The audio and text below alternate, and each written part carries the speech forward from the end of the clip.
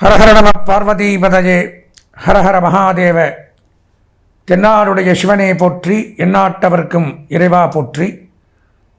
ஆதித்யாய ச சோமாய மங்களாய புதாய ச குருசுக்ர சனிபியஸ்ச ராகவே கேதவே நமஹ.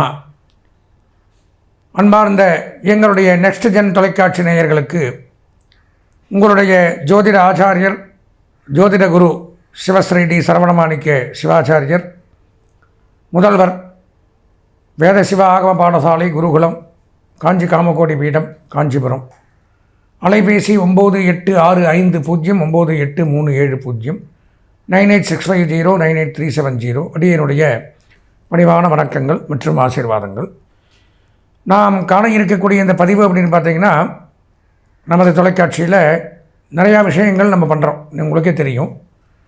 அந்த வகையில் மாத ராசி பலன்கள் அப்படிங்கிற தலைப்பில் மங்களகரமான விஸ்வாவச வருஷம் ஆவணி மாதம் இந்த 12 ராசிகளுக்கும் உண்டான பலாபலன்கள். அதாவது ஒவ்வொரு மாதம் நான் முதல்ல சொன்ன மாதிரி கிரகங்கள் பயிற்சி ஆகிண்டே இருக்கும்.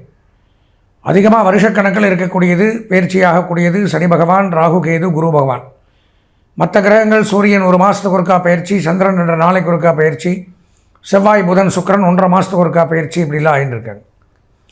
அப்படி இருக்கும் பொழுது இந்த மாதத்தில் மற்ற கிரகங்கள் ஏதாவது பயிற்சியாக இருந்தது, நமக்கு ஏதாவது நன்மை தீமைகள் செய்ய இருக்கிறதா, எப்படி இருக்கிறது அப்படிங்கிறது தான் இந்த ஆவணி மாத பலாபலன்கள் அப்படிங்கிற தலைப்பில் நம்ம பார்க்குறோம். ஏன்னா நம்மலாம் பலவிதமான துன்பங்களோடும் கஷ்டங்களோடும் காத்துருப்போம், நமக்கு விடிவு காலம் பிறக்காதான். அப்படி இந்த மாதம் ஆவணி மாத பலாபலன்களாச்சும் நமக்கு ஏதாவது மாற்றங்கள் இருக்கா, எப்படி இருக்குது, நன்மைகள் எப்படி, இந்த மாதம் எப்படிங்கிறது தான் இந்த பதிவில் நம்ம பார்க்க இருக்கிறோம். வாங்க வீடியோக்குள்ளே போவோம். 12 ராசிகளுக்கு உண்டான பலாபலன்களை விரிவாக காண்போம். அன்பார்ந்த கிருத்திகை, ரோகிணி, மிருகசீரிஷம் ஆகிய நட்சத்திரத்தில் பிறந்த ரிஷபராசி நேயர்களுக்கு ஆவணி மாத பலாபலன்கள். சிம்ம மாதம் சொல்லுவாங்க, விஸ்வாவச வருஷம் ஆவணி மாதம். ஆவணி மாதம் அப்படின்னு எடுத்திருந்தாலே மிகச்சிறப்பான மாதம். ஏன்னா சூரியனுடைய மாதம், சூரியன் தலைமை பொறுப்பு. சூரியன் ராசி சிம்ம மாதம்னா சிம்மத்துக்கு அதிபதி சூரியன், சிம்மராசிக்கு அதிபதி சூரியன். அவர் வீட்டிலே அவர் ஆட்சி பண்ணுவார். இப்போ மிகச்சிறப்பானதொரு அமைப்பு அப்படிங்கிறது ஏற்படுது. கடந்த காலத்திலெல்லாம் பார்த்தீங்கன்னா பலவிதமான துன்பங்களும் துயரங்களும் கஷ்டங்களும் சங்கடங்களும் இருந்தது. உங்களுக்கு 10ல் சனி இருந்தார். கடந்த காலங்களில் தொழிலில் பெரிய ஒரு தடை, முன்னேற்ற தடை, தொழிலில் பிரச்சனை, பாதிப்புகள், இந்த மாதிரி ஒரு தொல்லைகள். குருவும் ஜென்மத்திலே இருந்தார், எங்கே போனாலும் பிரச்சனை. ஜென்மகுரு ராமர் வனத்திலேன்ட்டு பலவிதமான தொல்லைகள், அங்குமிங்கும் அலைஞ்சு ஒரு காரியத்தை பண்ணுறதுக்குள்ளே படாத பாடுபட்டு குடும்பத்தில் கெட்ட பேர், அசிங்கம், அவமானம், பண கஷ்டம், இப்படியெல்லாம் பல வேதனைகளோடு இருந்த தங்களுக்கு ஆவணி மாத பலாபலன்கள் எப்படி இருக்குது, நன்மையா அப்படிங்கிறத தான் இப்போ பார்க்குறோம். குரு பகவான் உங்கள் ராசியை விட்டு விலகி 2ஆம் இடத்துக்கு வந்துடுறார். மிகச்சிறப்பான ஒரு அம்சம். குரு பார்க்க கோடி நன்மை. 2ஆம் இடம் அப்படிங்கிறது குடும்பஸ்தானம், வாக்குஸ்தானம், தனஸ்தானம் அப்படிங்கிற இடத்துல இருக்கு. குடும்ப அமைப்பு அப்படிங்கிறது சிறப்பாக இருக்கும். தடைபட்டு வந்த திருமண பேச்சுக்கள் கைகூடும். கண்டிப்பாக திருமணம் நடப்பும். குடும்பத்தில் யாருக்காவது சுப நிகழ்ச்சிகளை நடத்தி பார்க்கலாம், வீட்டில் விசேஷங்கள் பண்ணி பார்க்கலாம், வீட்டிற்கு தேவையான பொருட்களை வாங்கி மகிழலாம், ஆடை ஆபரணங்கள் வஸ்திரங்கள் நகைகள் வாங்கி மகிழலாம். குறிப்பாக சொல்லப்போனால் அழகு சாதன பொருட்கள், பியூட்டி பார்லர் வச்சு நடத்தக்கூடியவர்கள், முடி திருத்தகங்கள், உடற்பயிற்சி கூடங்கள், விளையாட்டு மைதானங்கள், இந்த மாதிரிலாம் எலக்ட்ரானிக் பொருட்கள், ஒரு சூப்பர் மார்க்கெட் வச்சுருக்கிறவங்க, இந்த மாதிரிலாம் அதில் வேலை செய்யக்கூடியவர்கள், அவங்களுக்கெல்லாம் மிகச்சிறப்பு. அதே மாதிரி பார்த்திங்கன்னா குரு 2ஆம் இடத்தில் இருக்கிறதுனால உங்கள் பேச்சு திறமை அதிகரிக்கும். உங்கள் பேச்சால் பல காரியங்களை சாதித்துக் கொள்ளக்கூடிய அமைப்பு அப்படிங்கிறது ஏற்படும். வாக்கு நன்மை அப்படிங்கிறது உண்டாகுது. சொல்வாக்கு செல்வாக்கு இது 2 இருந்தால் தான் முன்னேற முடியும். அப்போ அந்த சொல்வாக்கு பலிக்கணும். நீங்கள் ஒரு காரியம் சொன்னால், ஒரு பேச்சு சொன்னால் அதை மதித்து பல பேர் வேலை செய்வாங்க. அந்த பேச்சுக்கும் மரியாதை இருக்கும். அதனால் பல காரியங்களை சந்திக்கலாம். பெரிய மனிதர்களுடைய சந்திப்பு அப்படிங்கிறது உங்களுக்கு நன்மையை கொடுக்கும், முன்னேற்றத்தை கொடுக்கும். இவ்வளோ நாளாக இருந்த அந்த தடைகள் விலகும். புதிய ஒரு பொறுப்புகள் உண்டாகும், புதிய பதவிகள் கிடைக்கும். ஆன்மீக சுற்றுலாக்கள், ஆன்மீக பயணங்கள் மேற்கொள்ளலாம். எடுத்த காரியத்தை தங்கு தடையின்றி வேலை செய்யக்கூடிய அமைப்பு அப்படிங்கிறது உண்டாகும். பொருளாதார ரீதியான உயர்வு இரட்டிப்பாகும் வருமானம். ஏன்னா 2ஆம் இடத்துல குருங்கும் பொழுது எதுக்கு அதிபதி அவர்? குடும்பம், வாக்கு, பொருள். இப்போ பொருளாதார ரீதியாக முன்னேற்றங்கள், வருமானங்கள் இரட்டிப்பாக அதிகரிக்கக்கூடிய அமைப்பு அப்படிங்கிறது ஏற்படுது. வசதி வாய்ப்புகள் பெருகக்கூடிய அமைப்பு அப்படிங்கிறது உண்டாகுது.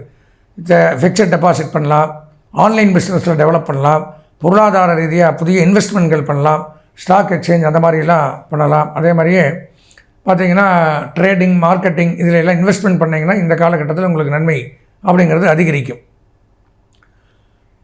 பார்த்தீங்கன்னா 3ஆம் இடம் அடுத்தது. 3ஆம் இடத்துல புதன் சுக்கிரன் சேர்க்கை மிகச்சிறப்பு. நன்மைகள் சற்று அதிக அளவில் நடக்கும். உயர்கல்வி கல்வி பயிலக்கூடிய மாணவர்கள் முன்னேற்றத்தை அடையலாம். கல்வித்துறையில் சிறந்து விளங்கலாம். கல்விக்கூடங்கள், கல்விச்சாலைகள், கல்லூரிகள், தட்டச்சு, சுருக்கெழுத்து, அகாடமி, டுட்டோரியல் காலேஜ், பயிற்சி நிறுவனங்கள் இதெல்லாம் வச்சு நடத்தக்கூடியவர்களுக்கு நன்மை சற்று கூடுதலாக உண்டாகும். அதே மாதிரி பார்த்திங்கன்னா கணக்கு வழக்கு, எழுத்து, சுய தொழில் பண்ணக்கூடியவர்கள், வியாபாரங்கள், காய்கறிகள், புஷ்பங்கள், பழங்கள், மளிகை பொருட்கள், இந்த மாதிரி மொத்த வியாபாரம், சில்லறை வியாபாரம் பண்ணக்கூடியவர்களுக்கெல்லாம் அதிகப்படியான வருவாய். கூட சுக்கிரன் இருக்கிறதுனால ஜுவல்லரி வச்சு நடத்தக்கூடியவர்கள், தங்க நகை செய்பவர்கள், உலோகத் தொழில், இரும்பு, பித்தளை, ஈயம், காப்பர், இந்த மாதிரி உலோகத் தொழில் பண்ணக்கூடியவர்களுக்கெல்லாம் மிகச்சிறப்பானது ஒரு முன்னேற்றம். வங்கியில் பணிபுரியக்கூடியவர்கள், ஃபினான்ஸ் வச்சு நடத்துகிறவங்க, குடுக்கல் வாங்கல், அடகு கடை வைத்திருப்பவர்கள், நிதி நிறுவனங்களில் பணியாற்றக்கூடியவர்கள், இதெல்லாம் சொந்தமாக வச்சு நடத்துகிறவங்க, இவங்களுக்கெல்லாம் பார்த்திங்கன்னா அபரிமிதமான யோகம் அப்படிங்கிறது உண்டாகுது. அபரிமிதமான நன்மை அப்படிங்கிறது ஏற்படுது. ராசிக்கு 4ஆம் இடத்துல சூரியன் கேது சந்திருக்கிறதுனால தாயாரோ தகப்பனாரோ உடல்நலம் பாதிக்கப்படலாம். மருத்துவ செலவுகள் வரலாம். கொஞ்சம் ஜாக்கிரதையாக இருக்கணும். அதே மாதிரி அரசு பணியாளர்கள், அரசாங்கத்தில் வேலை செய்யக்கூடியவர்கள், அரசு பணியாளர்கள், அரசியல்வாதிகள் இவங்கெல்லாம் கொஞ்சம் எச்சரிக்கையாக இருக்கணும். அதே சமயம் பழைய கோர்ட் கேஸ், நீதிமன்ற பிரச்சனைகள், ஏதாவது வம்பு வழக்குகள் ஏதாவது இருந்ததுன்னா அதன் மூலம் உங்களுக்கு பிரச்சனைகள் அப்படிங்கிறது வரக்கூடிய வாய்ப்புகள் உண்டு. நீதிமன்றம், விளையாட்டு, சட்டத்துறை, காவல்துறை, இராணுவம், சினிமா, பத்திரிகை, ப்ரெஸ், மீடியா இதில் பணியாற்றக்கூடியவர்களுக்கும் நன்மை அப்படிங்கிறது அதிகரிக்குது. 5ஆம் இடத்துல செவ்வாய் பூர்வ புண்ணிய ஸ்தானத்தில். பூர்வீக சொத்துக்கள் லாபம். பூர்வீக சொத்துக்கள் நன்மை ஏற்படும். வீடு வாங்கலாம், மனை வாங்கலாம், இடம் வாங்கலாம், நிலம் வாங்கலாம், இந்த மாதிரி வாய்ப்புகள் உண்டாகும். அசையாத சொத்துக்கள் வாங்கலாம். அதே மாதிரி பார்த்திங்கன்னா பூமி சம்பந்தமான தொழில் பண்ணக்கூடியவர்கள், போர்வெல் வச்சு நடத்துகிறவங்க, நிலத்தடி நீர், அகழ்வாராய்ச்சி, நெடுஞ்சாலை பணியாளர்கள், கட்டுமான பணியாளர்கள், சுகாதார பணியாளர்கள், சுகாதாரத்துறை, மருத்துவத்துறை, காவல்துறை, இராணுவம், இந்த மாதிரி துறையில் பணியாற்றக்கூடியவர்கள், ரியல் எஸ்டேட் பண்ணுறவங்க, புரோக்கேஜ் பண்ணக்கூடியவர்கள், இவங்களுக்கு எல்லாமே ஒரு அபரிமிதமான யோகம் அப்படிங்கிறது உண்டாகக்கூடிய அமைப்பை ஏற்படுத்துது. 6, 7, 8, 9 ஒன்றுமில்லை. 10ஆம் இடத்துல ராகு. 10ல் ராகு இருக்கிறதுனால தொழில், உத்தியோகம், வேலை வாய்ப்பு இதில் பார்த்திங்கன்னா நன்மை அப்படிங்கிறது அதிகரிக்கும். வெளிநாட்டில் தொழில் பண்ணக்கூடிய அமைப்பு, வெளிநாட்டில் போய் ஒரு இன்வெஸ்ட் பண்ணி பிஸ்னஸ் பண்ணக்கூடிய அமைப்பு, இதெல்லாம் கூட ஏற்படக்கூடிய அமைப்பு உண்டாகும்.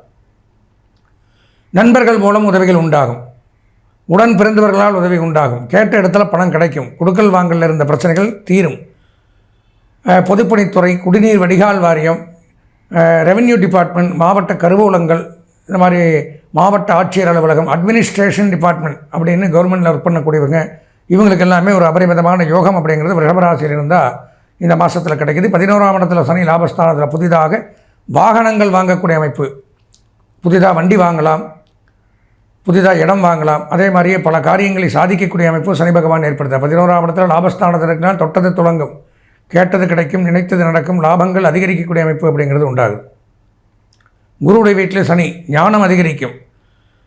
குறிப்பாக சொல்லப்போனால் தொழிற்சாலைகள், ஒரு factory, foundry, industries, oil mill, petrol bunk, இந்த மாதிரி நிலக்கரி சுரங்கங்கள், உரம், ரசாயனம், பூச்சி மருந்து, வாகன சம்பந்தமான தொழில், இரும்பு சம்பந்தமான தொழில், இதில் பணியாற்றக்கூடியவர்களுக்கு இந்த மாதம் அபரிமிதமான யோகம், வருமானங்கள் அதிகரிக்கக்கூடிய அமைப்பு அப்படிங்கிறது ஏற்படும். பொதுவாக ரிஷபராசி அப்படின்னு எடுத்துட்டால் இந்த மாத பலாபலன்களில் 95% நன்மைகள் அப்படின்னு சொல்லலாம். அதில் கல்வி பயிலக்கூடிய மாணவர்களுக்கு 100% நன்மைகள். கலைத்துறை, அரசியல்வாதிகள், பெண்கள் இவங்களுக்கும் 90% நன்மைகள். சுய தொழில், உத்தியோகம், வியாபாரம், விவசாயம் செய்பவர்களுக்கும் 90% நன்மைகள் அப்படிங்கிறது உண்டாகுது. இந்த மாதம் அதிர்ஷ்டமான வண்ணம் வெள்ளை, அனுகூலமான திசை தென்கிழக்கு, அதிர்ஷ்டமான எண் 5, வணங்க வேண்டிய தெய்வம் விநாயகப் பெருமான். விநாயகப் பெருமானை வணங்கி இந்த மாதத்தை இனிமையான மாதமாக மாற்றிக்கொள்ள ஆசீர்வதித்து விடைபெறுகிறேன். நன்றி, வணக்கம்.